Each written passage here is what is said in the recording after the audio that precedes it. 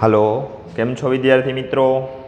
ચાલો આપણે પ્રકરણ 4 ની અંદર છેલ્લે સિગ્મા, સિગ્મા સ્ટાર, પાઈ અને પાઈ સ્ટાર આજે બંધોના નિર્માણ માટે જે કક્ષકોનું જોડાણ થાય છે, બરાબર, કે કક્ષકો કેવી રીતના જોડાય, તો સિગ્મા, સિગ્મા સ્ટાર, પાઈ અને પાઈ સ્ટાર બંધોનું નિર્માણ કરે છે એ જોઈ ગયા.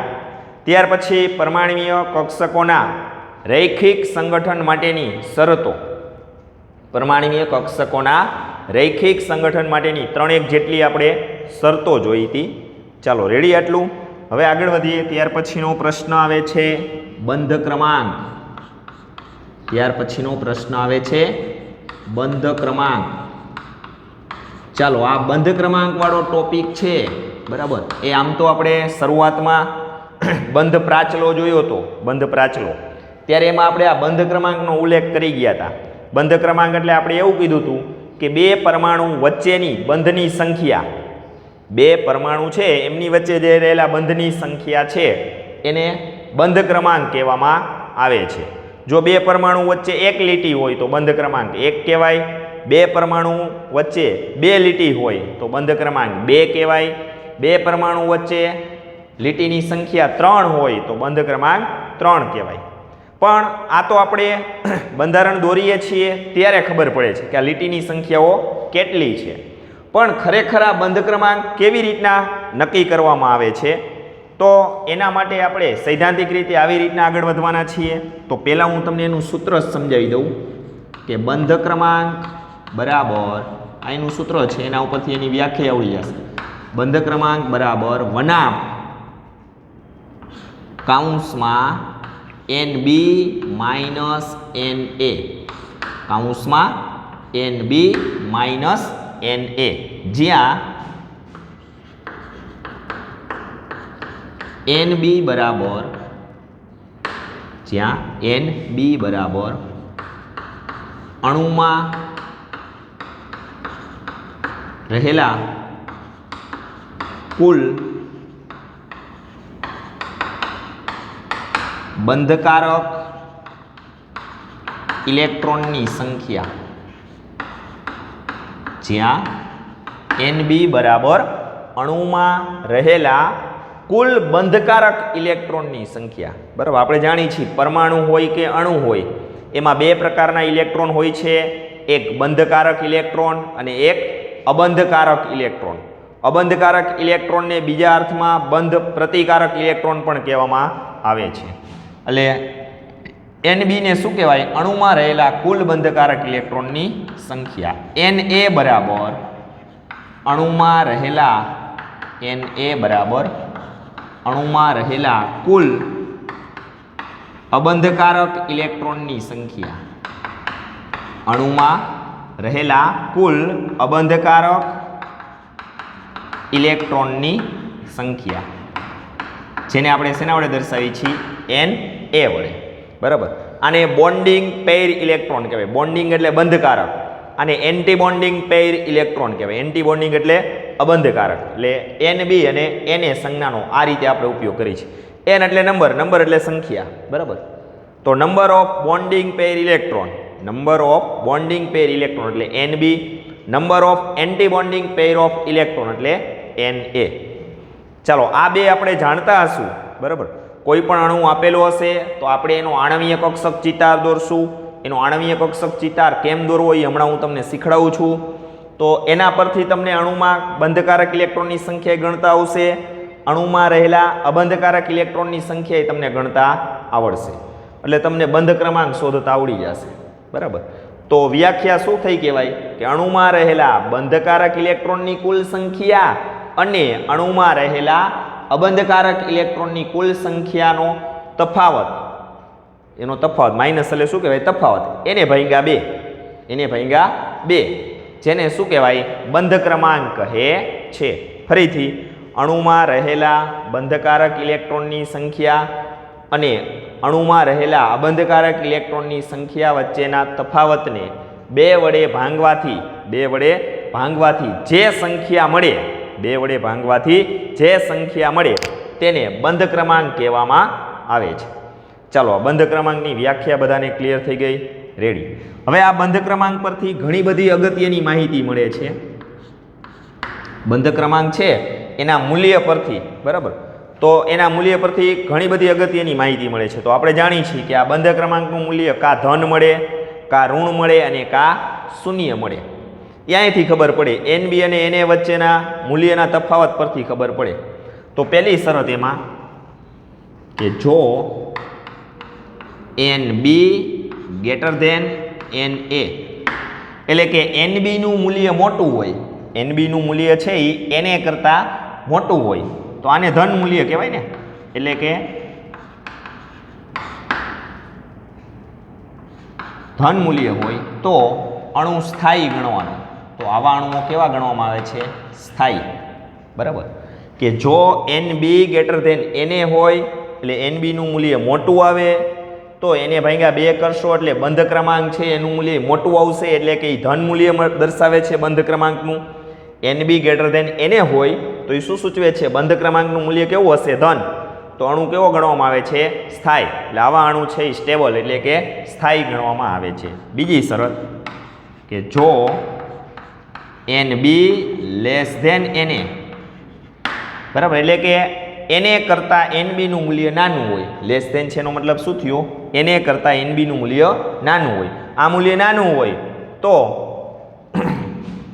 બંધ ક્રમાંકનું મૂલ્ય કેવું આવશે? ઋણ. કારણ કે હજી એને 2 વડે તમારે ભાંગવાના છે, બરાબર, તો એનું મૂલ્ય કેવું આવશે? ઋણ મૂલ્ય. તો અણુ અસ્થાયી. તો આવા અણુ કેવા ગણવામાં આવે છે? સ્ટેબલ હોતા નથી. એટલે આવા અણુ કેવા ગણશું આપણે? અસ્થાયી. અને ત્રીજી શરત કે જો NB બરાબર NA, બરાબર, NB બરાબર NA, તો બંધ ક્રમાંકનું મૂલ્ય કેવું આવશે? શૂન્ય મૂલ્ય આવશે. NB અને NA ના મૂલ્ય સરખા હોય, NB અને NA ના મૂલ્ય સરખા હોય તો એ બેનો તફાવત શૂન્ય થઈ જાય, બરાબર. તો બંધ ક્રમાંકનું મૂલ્ય શું આવે?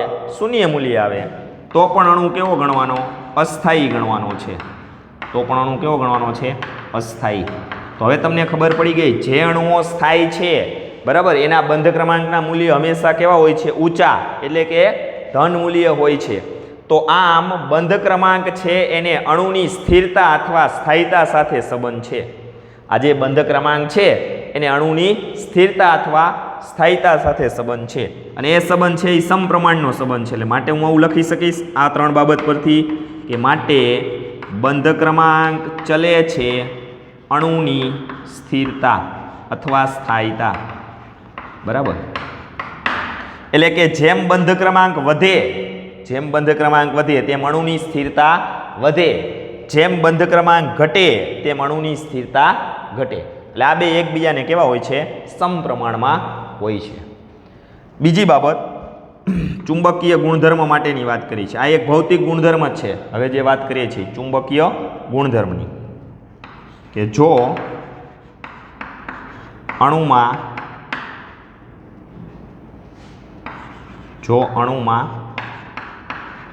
અયુગ્મિત ઇલેક્ટ્રોન હોય, જો અણુમાં અયુગ્મિત ઇલેક્ટ્રોન હોય તો તે અનુચુંબકીય હોય. તો આવા અણુ કેવા હોય છે? અનુચુંબકીય હોય છે, બરાબર. અને એનાથી વિરુદ્ધ કે જો અણુમાં બધા જ ઇલેક્ટ્રોન છે એ યુગ્મિત હોય, યુગ્મિત એટલે જોડીમાં હોય, બરાબર. અયુગ્મિત એટલે એકલ ઇલેક્ટ્રોન, અયુગ્મિત એટલે એક ઇલેક્ટ્રોન, બરાબર. કોઈ કક્ષકની અંદર ઇલેક્ટ્રોન ગોઠવાશે, આપણે જાણીએ છીએ પરમાણુના ઇલેક્ટ્રોન છે, પરમાણુના ઇલેક્ટ્રોન છે એ એની પરમાણુય કક્ષકોમાં ગોઠવાયેલા હોય છે. તેવી જ રીતના અણુના જે ઇલેક્ટ્રોન હોય છે એ એના આણવીય કક્ષકમાં ગોઠવાયેલા હોય છે. તો જે અણુ આપેલો હશે એનો આપણે આણવીય કક્ષક છે એનો આલેખ દોરશું અને એની અંદર આપણે જોવાનું છે કે આણવીય કક્ષકના આલેખમાં કોઈ પણ એક કક્ષકની અંદર જો અયુગ્મિત ઇલેક્ટ્રોન જોવા મળે તો એ અણુ છે એ અનુચુંબકીય ગણવાનો, એટલે કે એને ચુંબક પ્રતિ આકર્ષણ કે અપાકર્ષણ હોય છે. અને જો એ અણુના આલેખની અંદર બધા જ ઇલેક્ટ્રોન છે યુગ્મિત હોય, બરાબર, યુગ્મિત એટલે જોડીમાં જ હોય, કોઈ કક્ષકમાં એકલ ઇલેક્ટ્રોન ન હોય, એટલે કે બધા જ ઇલેક્ટ્રોન યુગ્મિત હોય, તો આવા અણુ છે એ પ્રતિચુંબકીય ગુણધર્મ ધરાવે છે. એટલે કે એવા અણુને આપણે શું કહેશું? પ્રતિચુંબકીય હોય છે એમ કહેશું. એવા અણુને શું કહેશું આપણે? પ્રતિચુંબકીય હોય છે એમ કહેશું. તો ચાલો આ બાબત ક્લિયર. એટલે સૌથી અગત્યની બાબત અત્યારે આપણે એક પ્રશ્ન સ્વરૂપે જોઈ, બંધ ક્રમાંક, બરાબર. અને બંધ ક્રમાંકની સાથે સંકળાયેલી આ ત્રણ બાબતો, એના મૂલ્યો છે, ધન મૂલ્ય, ઋણ મૂલ્ય અને શૂન્ય મૂલ્ય. અને પછી આપણે એવું કીધું કે બંધ ક્રમાંક છે એ એના પરથી અણુની સ્થિરતા નક્કી થાય છે, અને આ બે એકબીજાને સમપ્રમાણમાં હોય છે. અને ત્યાર પછી આપેલો અણુ અનુચુંબકીય છે કે આપેલો અણુ પ્રતિચુંબકીય છે એ નક્કી કરવા માટે આપણે અયુગ્મિત ઇલેક્ટ્રોન અને યુગ્મિત ઇલેક્ટ્રોન છે એનો સહારો લઈએ છીએ.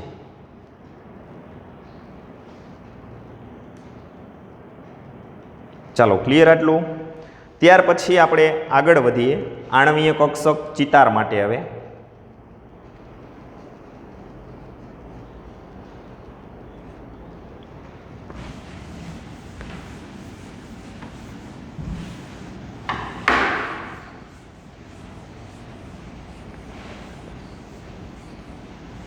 તો આપણને પરમાણુ માટે તો એની ઇલેક્ટ્રોન રચના લખતા આવડે છે, બરાબર. એની જુદી જુદી પરમાણુય કક્ષકોમાં કેવી રીતના ઇલેક્ટ્રોન ગોઠવાય છે, તો આ ઉપભાવ સિદ્ધાંત, પાઉલીનો નિયમ અને હુડનો નિયમ એ પ્રમાણે આપણે ગોઠવીએ છીએ. હવે આપણે આણવીય કક્ષક ચિતાર દોરવો હોય તો તમારે પહેલા જે અણુ આપેલો છે એમાં રહેલા જેટલા દરેક પરમાણુ છે એ દરેક પરમાણુની અંદર પહેલા ઇલેક્ટ્રોન ગોઠવવાના છે. પછી બે પરમાણુના ઇલેક્ટ્રોનને ભેગા કરવાના છે, એટલે કે જોડવાના છે. એટલે કે બંને પરમાણુની પરમાણુય કક્ષકોને ભેગી કરશું એટલે આણવીય કક્ષક બનશે.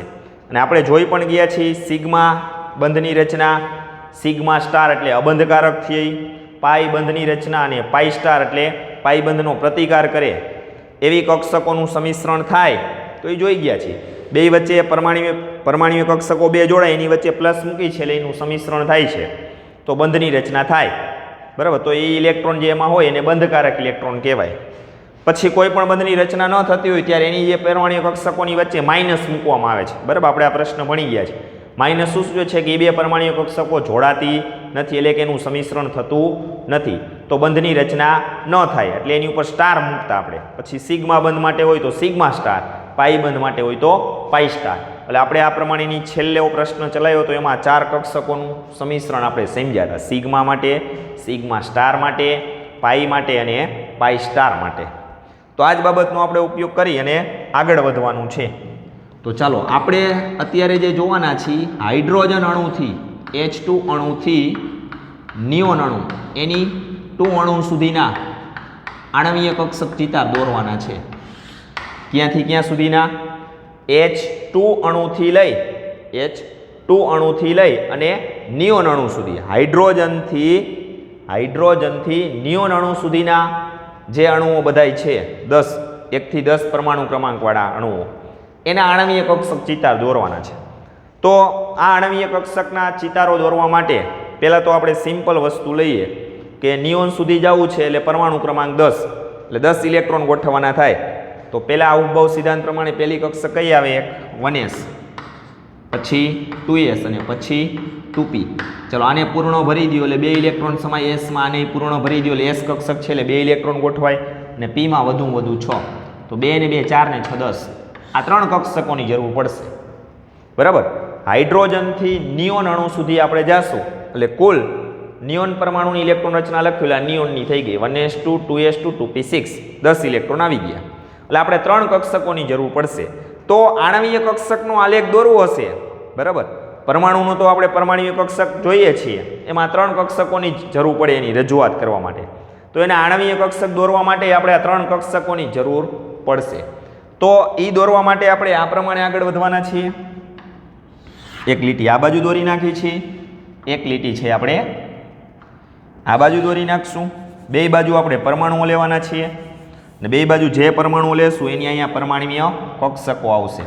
તો આને કહેવાય પરમાણુય કક્ષક. આ બાજુ આપણે શું લેવાના છીએ? પરમાણુય કક્ષક. આ બાજુ જે પરમાણુ હશે એની પરમાણ્વીય કક્ષક, બરાબર. અને આ બે પરમાણ્વીય કક્ષકોને આપણે અહીંયા વચ્ચે જોડતા જઈશું તો હવે જે આખો બનશે એને આપણે શું કહેશું? એનો આણવીય કક્ષક. તો આણવીય કક્ષક ચિતાર કે આણવીય કક્ષક આલેખ આ મળ્યો. બે પરમાણુની પરમાણ્વીય કક્ષકો અહીં જુદી જુદી લેશું, એને આપણે વચ્ચે જોડી દેશું એટલે આણવીય કક્ષક બની જશે. એટલે આણવીય કક્ષક બનાવવા માટે કે એનો આલેખ સમજવા માટે ખરેખર એ અણુમાં રહેલા જે દરેક પરમાણુ છે એની પરમાણ્વીય કક્ષકોનો જ આપણે અભ્યાસ કરીએ છીએ, બરાબર. તો પહેલી આપેલી છે 1s, બરાબર. તો રાખજો ધ્યાન અહીંયા હું 1s કક્ષક માટે વાત કરું છું. ધારી લ્યો કે આ 1s કક્ષક છે. તો હવે અહીંયા આપણે એને દર્શાવવાની છે આવી રીતના. ચોરસ ખાનું કરો તોય ચાલે, આવી રીતના ગોળ ખાનું કરો તોય ચાલશે.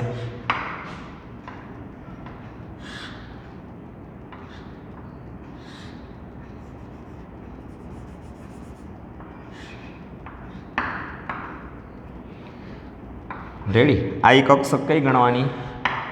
1s. આ કક્ષક કઈ ગણવાની? 1s. ચાલો રેડી. તો એક પરમાણુની એક 1s કક્ષક, બીજા પરમાણુની બીજી 1s કક્ષક, એટલે કુલ કક્ષકો 1s કેટલી થઈ? 2. તો આણવીય કક્ષકમાં 2 આવી ગઈ, 1 અને 2. ચાલો ક્લિયર. જેમાંથી જેટલી પરમાણ્વીય કક્ષકોનું સંમિશ્રણ થાય, બરાબર, એમાંથી આપણે કીધું હતું એટલી જ આણવીય કક્ષકો મળે. તો 1 અને 2 પરમાણ્વીય કક્ષકોનું સંમિશ્રણ થયું. તો આણવીય કક્ષક એમાં જુઓ તમે કેટલી મળી? 2. એમાંથી અડધી સંખ્યાની બંધકારક કહેવાય અને અડધી સંખ્યાની છે એની કક્ષકોને કેવી કહેવાય? અબંધકારક. તો આને આપણે બંધકારક કહેશું, આને અબંધકારક કહેશું. નીચે હશે એ બંધકારક અને ઉપર હોય અબંધકારક. તો આ 1s છે બંધકારક છે તો એ સિગ્મા બંધ બનાવે એટલે આને સિગ્મા 1s કહેશું. આ બંધકારક કહેવાય એટલે આને સિગ્મા સ્ટાર, બરાબર. અબંધકારક હોય એમાં ઉપર આપણે સ્ટાર આવશે એટલે આ સિગ્મા 1s. તો આ સિગ્મા 1s જ કહેવાય પણ સ્ટાર કહેવાનું. સ્ટાર એટલે અબંધકારક. આ જ પ્રમાણે પછી આપણે જોશું 2s. આ જ પ્રમાણે પછી કક્ષક કઈ છે? 1s પછી 2s, બરાબર. તો એમાં એ જ પ્રમાણે આગળ વધશું.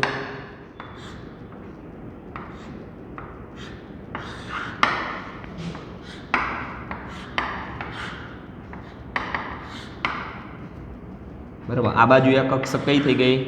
2s, બરાબર. I2s અને A2s.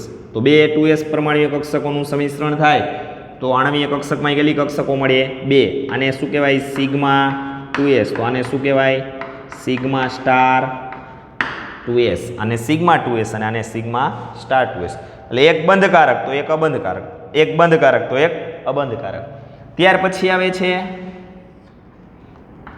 પી કક્ષક. પણ પી કક્ષકના કેટલા પ્રકાર પડે? 3. એટલે અહીંયા આપણે જો આવા 3 સર્કલ કરશું. આ 1, આ 2 અને આ 3. કારણ કે પી કક્ષકના 3 પ્રકાર છે.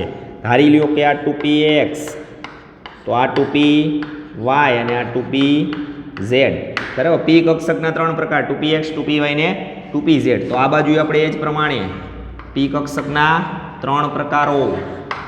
આ 2px, તો આ 2py અને આ 2pz, બરાબર. 2px, 2py ને 2pz. હવે આપણને ખબર છે આમાંથી pz એટલે જેડિયામ પર કક્ષકોનું જે સંમિશ્રણ થાય છે એ જે આપણી બંધરી હતી આંતરકેન્દ્રીય અક્ષ એને સમાંતર હોય છે. જે કક્ષકોનું સંમિશ્રણ થાય એ જે આંતરકેન્દ્રીય અક્ષ પર જ થાય તો એ સિગ્મા બંધ બનાવે અને જે આંતરકેન્દ્રીય અક્ષ કે બંધરી છે એને કક્ષકો લંબ રૂપે ગોઠવાય તો એ પાઈબંધ બનાવે છે. તો એ પાઈબંધ બનાવે છે. એટલે અહીંયા 3 કક્ષકો છે. આ 3 કક્ષકો છે એ જોડાય તો 3 બંધની રચના થાય. કેટલા બંધની રચના થાય? 3 બંધની રચના થાય. એમાંથી એક સિગ્મા બંધ હોય ને 2 પાઈબંધ હોય. તો સિગ્મા બંધ બનાવતી કક્ષક કઈ કહેવાય? PZ. આપણે જોયું હતું જેડિયામ દર્શાવીને સમજાવ્યું હતું મેં કક્ષકોનું સંમિશ્રણ. તો આનાથી હંમેશા સિગ્મા બંધ બને એટલે આને આપણે સિગ્મા 2pz કહેશું. આની આગળ સિગ્મા મૂકશું. આમાં કેમ મૂક્યું? Sigma 2s, sigma 1s. એમાં સિગ્મા 2pz અને આ બે પાઈ, આ જે બે કક્ષકો છે ને પાઈ કક્ષકો કહેશું. 2px અને 2py ને. કારણ કે એ બે કક્ષકો છે એ પછી સિગ્મા બંધ બન્યા પછી એની જે કક્ષકો છે આંતરકેન્દ્રીય અક્ષને લંબ રૂપે ગોઠવાય છે એટલે એનાથી પાઈ બંધ બને. એટલે આને પાઈ 2px અને પાઈ 2py કહેશું. તો એના માટેનો આલેખ છે આખે આખો અહીંયા આપણે આ પ્રમાણે લેશું.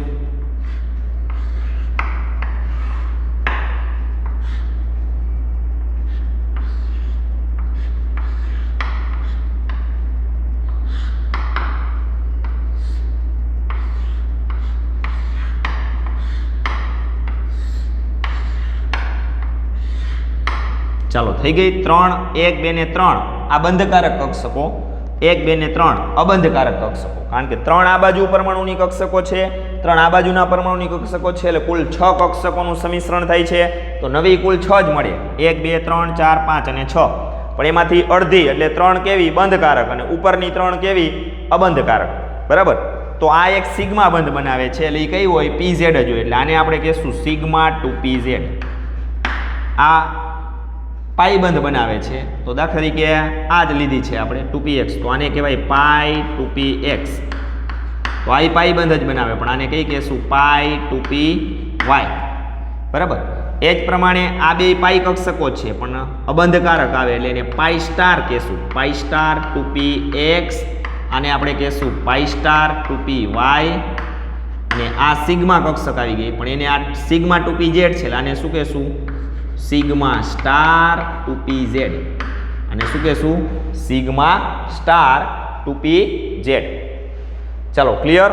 તો આ રીતે આપણે આને આખો જે બનાવ્યો એને શું કહેવાય આણવીય કક્ષક આલેખ કહેવાય કે આણવીય કક્ષક ચિતાર કહેવાય. તો પરમાણુ માટે આવી રીતના પરમાણુય કક્ષકોમાં ઇલેક્ટ્રોન ગોઠવાતા જે પ્રમાણે હોય એ પ્રમાણે. તો અણુ હોય તો અણુની અંદર ઇલેક્ટ્રોન ગોઠવાય, એને આણવીય કક્ષકમાં ગોઠવાય, તો આણવીય કક્ષક કહેવાય. વચ્ચેનો આ જે ભાગ છે આણવીય કક્ષક કહેવાય, આ પરમાણુય કક્ષક કહેવાય, આ પરમાણુય કક્ષક કહેવાય. એટલે પરમાણુય કક્ષકોમાં જે ઇલેક્ટ્રોન ગોઠવાતા અવભાવ સિદ્ધાંત પ્રમાણે, બરાબર, એ જ પ્રમાણે આપણે ગોઠવવાના છે. અને પછી તો આણવીય કક્ષક આ રીતના દોરતા આવડી જશે. એટલે આ કોમન દરેક અણુ માટે આ એક સામાન્ય આલેખ છે. હવે એની અંદર ઉર્જા સ્તરનો જે ક્રમ છે એમાં બે બાબતો તમારે યાદ રાખવાની છે, જે હું અહીં બાજુમાં લખી દઉં છું. કારણ કે આપણે હાઇડ્રોજનથી નિયોન સુધીના અણુ છે અને આણવીય કક્ષક આલેખ દોરવા છે. તો તમારે યાદ રાખવાનું છે બે બાબતો ખાસ.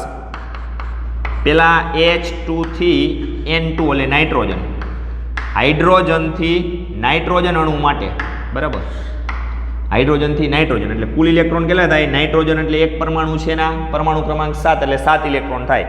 N2 અણુના કુલ ઇલેક્ટ્રોન કેટલા થાય? 14, 7 દુ 14. એટલે 2 હાઇડ્રોજન અણુના ઇલેક્ટ્રોન કેટલા થાય? 2 પરમાણુ છે એટલે 2. એટલે આપણે યાદ રાખશું કે 14 ઇલેક્ટ્રોન સુધી, E માઇનસ એટલે ઇલેક્ટ્રોન, જ્યાં સુધી અણુની અંદર કુલ ઇલેક્ટ્રોન 14 ગોઠવવાના થાય કે 14 કરતાં ઓછા, બરાબર, એટલે 1 થી 14 ઇલેક્ટ્રોન, 14 ઇલેક્ટ્રોન સુધી. આનો મતલબ શું થયો? 1 થી 14 ઇલેક્ટ્રોન ગોઠવવાના થાય ત્યારે તમારે એની અંદર ઉર્જા સ્તરનો ક્રમ આવી રીતના યાદ રાખવાનો છે. તો આપણે જાણીએ છીએ બંધકારક અને અબંધકારક આણવીય કક્ષકના આલેખમાં બે પ્રકારના ઇલેક્ટ્રોન છે, બંધકારક અને અબંધકારક. અને આપણે જોઈ ગયા હતા કે બંધકારક આણવીય કક્ષકની ઉર્જા ઓછી હોય છે, જ્યારે અબંધકારક આણવીય કક્ષકની ઉર્જા એના કરતાં વધારે હોય છે. એ ભણી ગયા છે, બરાબર. એટલે આ રીતના યાદ રાખશું, sigma 1s less than sigma star 1s. એટલે આ જો કક્ષકોની ઉર્જા છે આની ઓછી, એનાથી આની વધારે, પછી સિગ્મા 2s, પછી સિગ્મા સ્ટાર 2s, બરાબર. આ બંધકારક છે, એની ઉર્જા વધારે હોય બંધકારક કરતા. પછી લેસ ધેન પાઈ 2px બરાબર પાઈ 2py. જો આ બેની ઉર્જા સરખી હોય, 2px અને 2py એ બે પાઈ બંધના નિર્માણ માટે જવાબદાર છે, પણ એ બેની ઉર્જા સરખી હોય, સરખી છે એટલે જો બેને સરખી રાખી છે ઉર્જા સ્તરના આલેખમાં, બરાબર. આ સાથે સાથે ઉર્જા સ્તરનો આલેખ થઈ ગયો. અહીંથી તમે નીચેથી ઉપર તરફ જાઓ એમ ઉર્જા વધે, અહીંયા ઉર્જા લખી નાખો.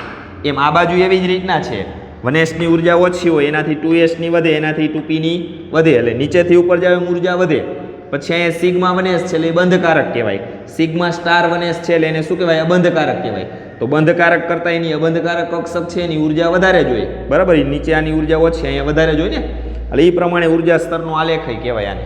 એટલે પાઈ 2px અને પાઈ 2py ની ઉર્જા સરખી હોય, લેસ ધેન સિગ્મા 2pz, બરાબર. આ સિગ્મા બંધ બનાવે છે, કઈ? pz કક્ષક.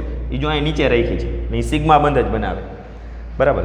પછી આની નાની બધી અબંધકારકો આવે, લેસ ધેન પાઈ સ્ટાર 2px બરાબર pi star 2py is less than, છેલ્લે કોણ વધ્યું હવે? Sigma star 2pz. એની ઉર્જા સૌથી વધારે હશે. હવે આપણે આટલી જ લીધી છે, ક્યાં સુધીની? નિયોન અણુ સુધી જવું છે, એટલે 1s 2s અને 2p, બરાબર, 3 કક્ષકો જ આવે, 1s 2s અને 2p, અને બધાની સાથે સાથે અબંધકારક એ લીધી છે, sigma star 1s, sigma star 2s, પાઈ સ્ટાર 2px, પાઈ સ્ટાર 2py અને સિગ્મા સ્ટાર 2pz. આ પ્રમાણે 1 થી 14 ઇલેક્ટ્રોન માટેનો આલેખ ઉર્જા સ્તરનો આ પ્રમાણે રહેશે. પછી નાઇટ્રોજન પછી કોણ આવે? ઓક્સિજન. એટલે O2 થી નિયોન અણુ Ne2 અણુ માટે, એટલે આપણે એમ ટૂંકમાં કહેશું 14 થી 14 ઇલેક્ટ્રોનથી 14 થી વધુ ઇલેક્ટ્રોન માટે, બરાબર. 14 કરતાં જો વધારે ઇલેક્ટ્રોન થતા હોય અણુની અંદર, બરાબર, અણુની અંદર 14 થી વધુ ઇલેક્ટ્રોન થાય તો એના માટે ઉર્જા સ્તરનો ક્રમ હવે અહીં નીચે લખું છું, એ તમારે ધ્યાનમાં લેવાનો. એમાં ખાલી આ બેના સ્થાન બદલી જાય છે. કેના? આ બેના. આની જગ્યા આ લઈ લ્યો, આની જગ્યા મૂકી દો, બાકીનું બધું common. Sigma 1s less than sigma star 1s less than sigma 2s less than sigma star 2s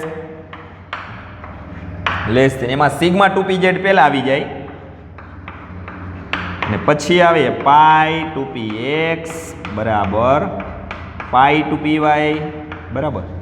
14 થી વધારે ઇલેક્ટ્રોન વાળા અણુના આણ્વીય કક્ષક ચિતાર દોરશો કે આલેખ દોરશો ત્યારે આ પહેલા આવી જાય સિગ્મા 2pz અને આ પાઈ 2px પાઈ 2py પછી આવી જાય, બરાબર. પછી આ પાછળનું કોમન છે લેસ ધેન, એ એકનું સ્થાન જ બદલે, પાઈ સ્ટાર 2px એ પ્રાયોગિક રીતે નક્કી કરેલું છે વૈજ્ઞાનિકોએ, એટલે આપણે ફરજિયાત ધ્યાનમાં લઈ લેવાનું છે ને, less than sigma star 2pz, બરાબર. આ તો છેલ્લે જ આવશે, એટલે આ પાછળનો ક્રમ કાંઈ બદલાવાનો નથી, માત્ર આ બેના સ્થાન બદલાય. 14 થી વધારે ઇલેક્ટ્રોનવાળા જે અણુઓ છે એના આણ્વીય કક્ષક આલેખ દોરશું કે આકૃતિઓ ઉર્જા શક્તિ સ્તરની દોરશું તો સિગ્મા 2pz પહેલાં આવી જાય અને પાઈ 2px પાઈ 2py ત્યાર પછી ભરાય છે. ત્યાર પછીની જે અબંધકારક છે એ તો એમનામ જ રહેશે. તો ખાસ આ બે બાબતો અગત્યની છે, અને આ એક કોમન ઉર્જા સ્તરનો આલેખ, આ એક સામાન્ય ઉર્જા સ્તરનો આલેખ, બરાબર. અને આ બે નોંધ, 1 થી 14 ઇલેક્ટ્રોન સુધીના અણુ હોય તો એની અંદર ઉર્જા સ્તરનો ક્રમ આ પ્રમાણે ધ્યાનમાં લેવાનો છે. 14 થી વધારે ઇલેક્ટ્રોનવાળા અણુ આવે તો એના માટે ઉર્જા સ્તરનો ક્રમ છે આપણે આ પ્રમાણેનો ધ્યાનમાં લેવાનો છે. ચલો આટલું ક્લિયર થઈ જાય તો હવે આપણે હાઇડ્રોજનથી નિયોન સુધીના જે અણુના આણ્વીય કક્ષક ચિતાર જે દોરવાના છે કે એના આલેખ દોરવાના છે એ તમને આવડી જશે. ચલો આટલું રેડી બધાને? ઓકે.